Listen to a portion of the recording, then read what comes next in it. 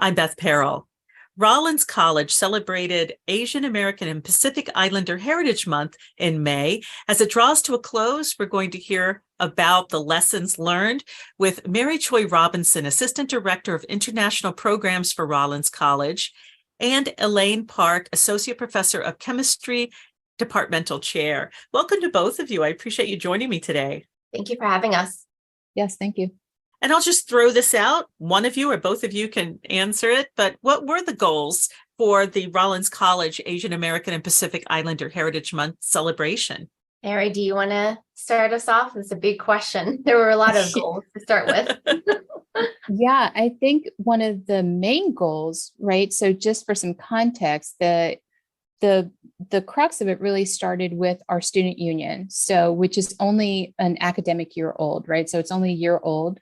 And it's the Asian American Pacific Islander Student Union.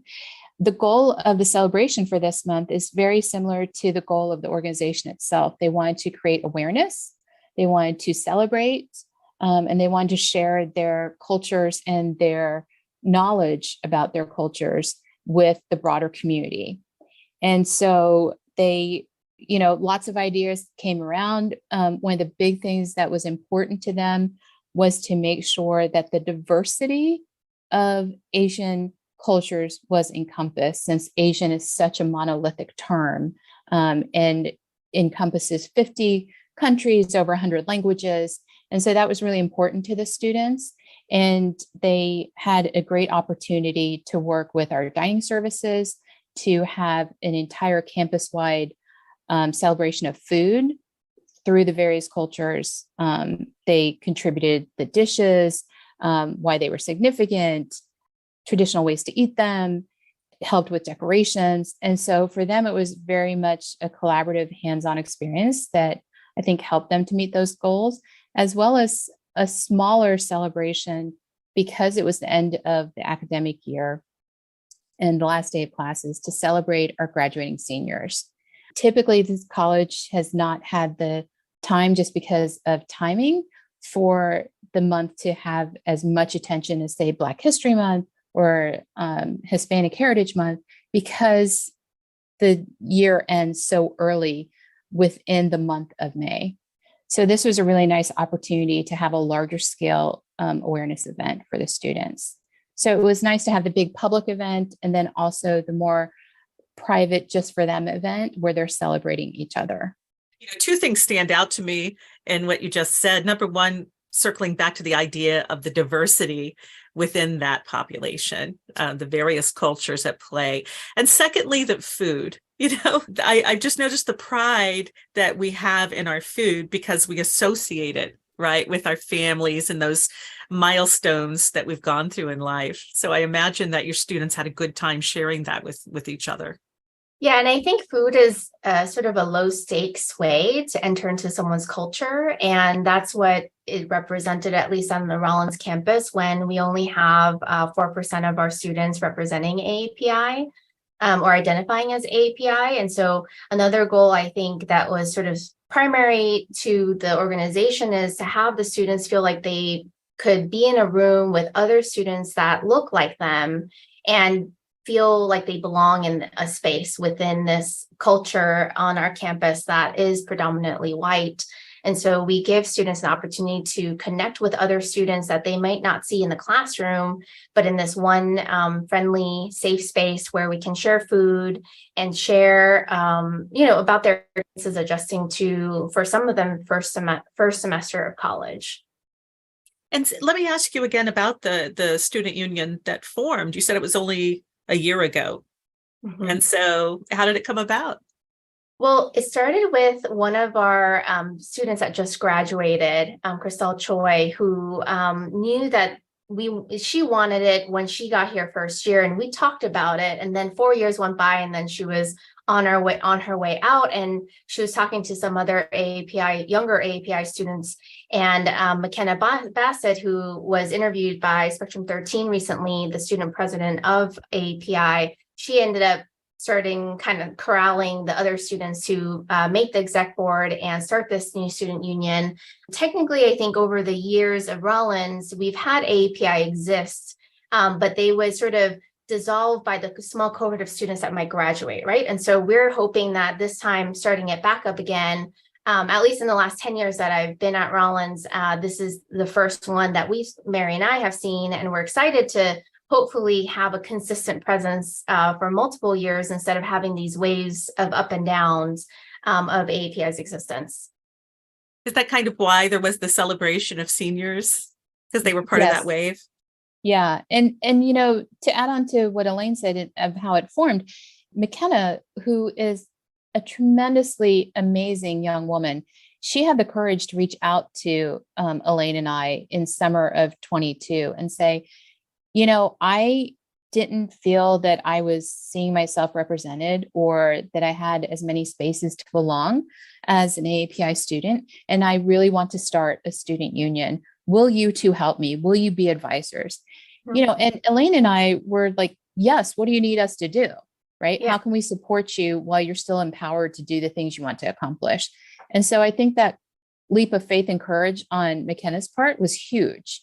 Unfortunately, it took this long. Ellane and I have both been at Rollins for 10, 11 years, and this is the first time we're seeing a lot of traction. I also think consequences of COVID around anti-Asian hate has also fueled some of this motivation for the existence and continuation and support of the group. Mm-hmm. So, if anything good came out of all of that, it would be that, right? Creating this space, creating this solidarity and community for these students to have, as well as for Ellane and I. I mean, let's be clear, like well, I don't want to speak for Ellane, but I get a lot out of it as well, right? Mm-hmm. To work with these students, to engage with these students I wouldn't always see outside the classroom or in a study abroad experience. And so that has been really, I think, rewarding for the students and for us. And I just wanted to add what McKenna contributed so much, but one of the things that she left us with at the end of the year was we had a senior send-off event where we made leis, made of silk yarn, leis. She's Hawaiian. And so we made leis for our seniors, and we were able to, for the first time, make stoles that said AAPI Student Union at Rollins College. And so on the graduation stage, we were able to see some of these AAPI students, the seniors who graduated this past May, to represent on that stage. And so it was really exciting to see that. Mary got a nice seamstress to put together the humboldt, which is a traditional pattern that you see in Mary's office, the background there. That fabric we're able to weave into the stole and represent a piece of AAPI. I want to dig a little bit more into the ideas you just shared in terms of both the hate that you mentioned that maybe during the pandemic just blossomed, and secondly, what students were experiencing, back to the idea that this provides them a safe space. So tell us a little bit more about what these students were experiencing through the pandemic, may continue to be experiencing now, and how has the student union helped with that? So to be honest, a lot of students have not openly shared, I think, for lots of reasons, right? The trauma is still very recent. And so maybe they are still processing it, or they are trying to move on and not dwell on the negative and the pain of it. But I have heard anecdotally from others, some of our international students from Asian countries, when the pandemic first hit, would say or wear things that said, "I'm not Chinese," right? Mm-hmm. Because so much of it was directed at Chinese presenting people. And seeing sideways glances, feeling physically distanced, by their peers. So while I don't have firsthand exact accounts, I've heard secondhand from other students. In terms of how the student union has helped the students move past that, I think it's always a comfort, even if you're going through something negative, to know you're not the only one, right? So that sense of support and solidarity around a shared experience, whether it's positive or negative, to know that they are seen and valued by others in the community, and not just seen as a stereotype, I think is incredibly important for the students, because it's hard to be able to take off a racial identity, right? So there's lots of things that you can change about yourself if you want to, but your face, oftentimes how people will perceive you, is not something that you can change.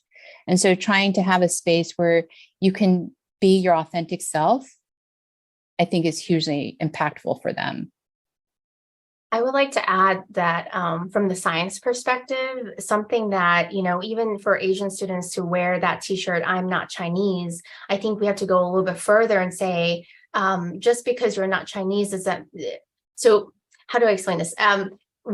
There's a science, right, that happened here that then permeated into the social and economic, like all of these like other spaces. And I see that there was this greater need for education to say that it's not a group of people that you're tempted to blame, right? This is sort of like a little bit of the don't point fingers at me, I'm not Chinese. But then, well, we have to think about, well, even if you're Chinese American, you aren't to blame, right? Even if you're Chinese, you aren't to blame. And I think the science just happened to be that, like, if we were to think factually, like it just happened to originate in a certain place, but can we actually pinpoint it to even that place? I think there's a lot of debate still about that. But I think we need to be careful about associating a group of people with a mutation of a virus that really had nothing to do with their doing, right? Like it wasn't like they were in some lab creating this thing to then cause havoc on society and the rest of the world. And so I think we need to educate and say, culturally identifying with some group of people does not equate to you have the virus, and making that distinction clear.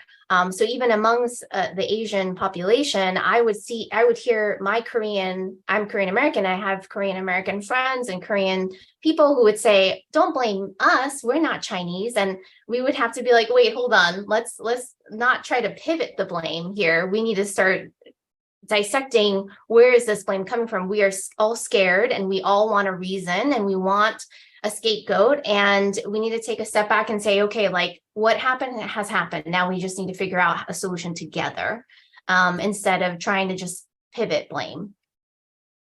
We've been talking about, having this space where the students, the Asian American students can join together and have that kind of support, but it also spills out to their friends on the wider campus, doesn't it?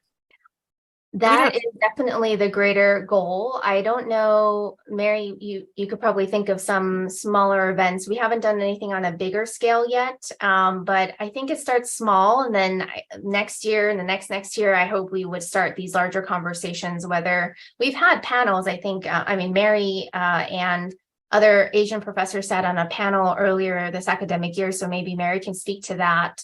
And then I had a small event that I was going to share about the sushi making event and having non-Asian students there and having an opportunity to sort of cross the table or the line and have conversations with the medium of food. That's sort of a lighthearted, less serious approach. But I think the panel is definitely something that first comes to mind for the one that Mary sat on. What was the panel about? A documentarian had been invited, TTU, and she had made a documentary on the Atlanta shooting, and it was called Breaking the Silence, and it's available free on PBS. And she came, and then a colleague, Martha Chang in the Department of English, and then two Asian American students were on a panel talking about it, and particularly around the anti-Asian hate. So that was really well attended, and it was standing room only. So I think that also got more attention out to the broader community of what Asian Americans have been facing here in the US and Florida, right? And then to Elaine's point, I think the student union meetings they didn't always have to be very serious or very educational in terms of the idea of building community and spending time with people that you could relate to on different levels because of your ethnicity or shared food or traditions, or, just having game night or sushi making, or just grabbing lunch and just hanging out and catching up, right? Sometimes just doing that is a really good rejuvenation for a person. And then I think others on campus have been making concerted efforts to really raise awareness and educate, whether it's the classes they're offering, whether it's events they're putting on campus, right? So last summer, Professor Wenxin Zhang did an Asian Global Symposium and invited in academics, and there were great presentations there. We had a great celebration with the Dragon Dance for Lunar New Year celebration. So there's been lots of different things happening, and I think it's just continuing that momentum and that awareness, because these students, these faculty, these staff, right, they belong here just as much as anyone else and should feel like they belong. So Mary, I know that you were recently named Orlando Business Journal 2023 Outstanding Diversity Champion. Congratulations. Woo. Thank you. And tell me, what are your thoughts about being a diversity champion? So, I don't think I do this work alone at all. There's so many people that do it alongside of me, who support me, who value the work, who appreciate the work, who seek out opportunities to create the work, oftentimes if it's not there. And so that's been really great. And I think I just take the opportunities as they come. So I don't know that I would necessarily call myself a champion, but I want to always push the needle. I always want to raise my voice for others who might not feel comfortable yet raising their own or can't for whatever reason, and to create those opportunities that help just raise awareness and understanding and compassion and empathy. So, and there's lots of diversity champions that exist, right? We're meeting with Ellane right now. She's one of them. I mean, there's so many people. And so I feel fortunate that I get to work alongside of other people. And if you don't mind my asking, can we explore the word diversity, since in an educational context, that is something that the state legislators have now said they will not fund anything with diversity attached? Yeah. So, I've been doing work around diversity, equity, inclusion, belonging, social justice, racial justice, anti-racism, however you want to frame it in terms of language or terminology. For a long time, the word diversity has been a dirty word, a long time. I can remember 10 years ago, you would say the word diversity and people would roll their eyes and be like, oh, that again, right?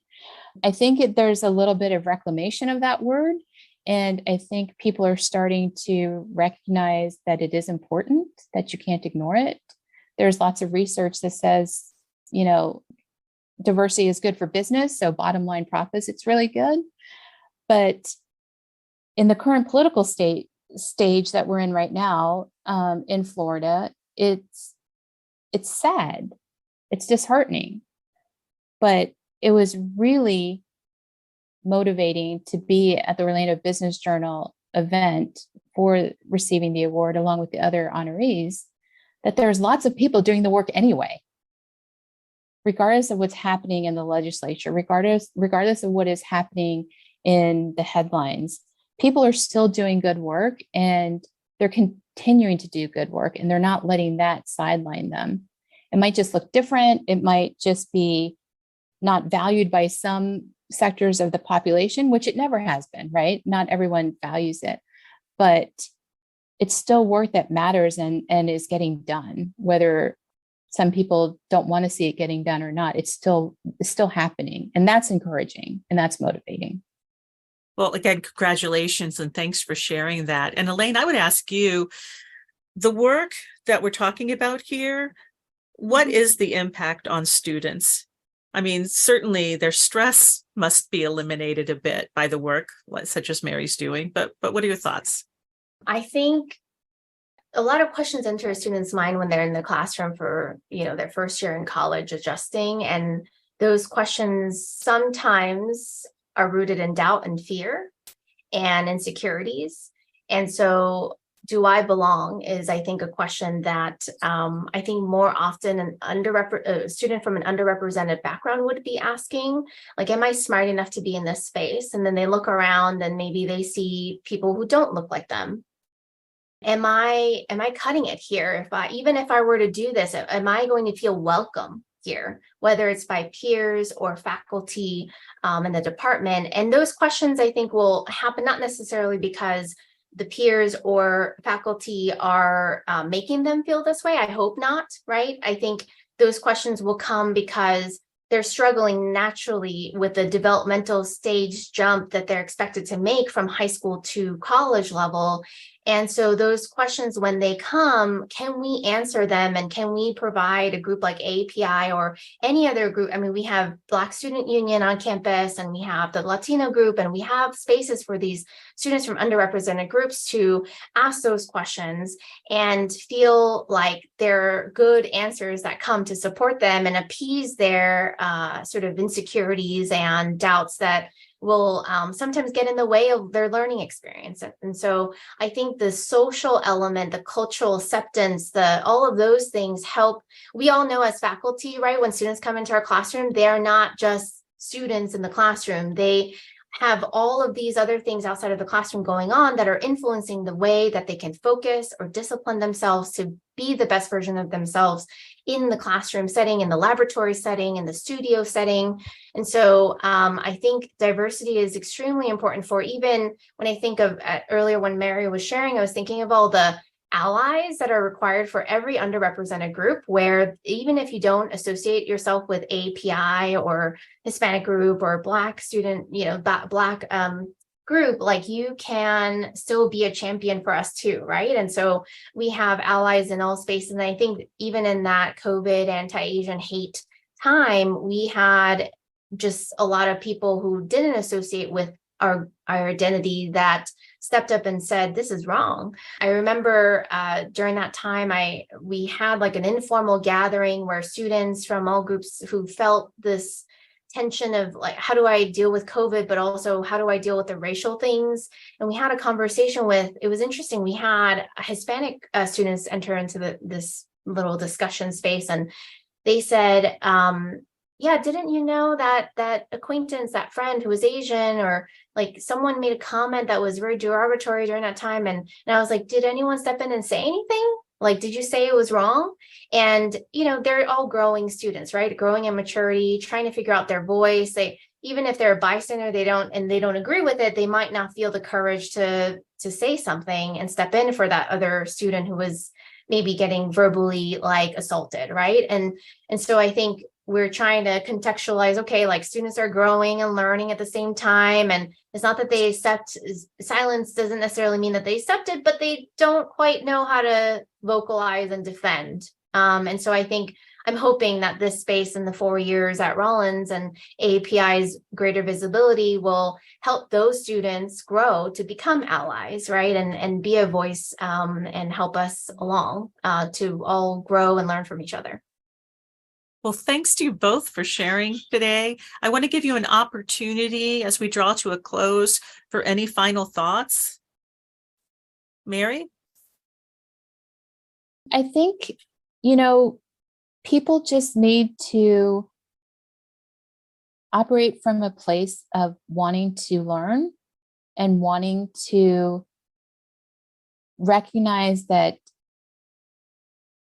someone else who's different from you is not a threat to you, right? Mm-hmm. There's nothing that you should consider is threatening by getting to know something you don't know or getting to know someone you don't know. If anything, it can enrich your life.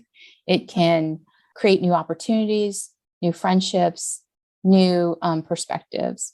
And I would say that's important for any group, regardless of the identity, from ethnicity or race or sexual orientation or anything like that.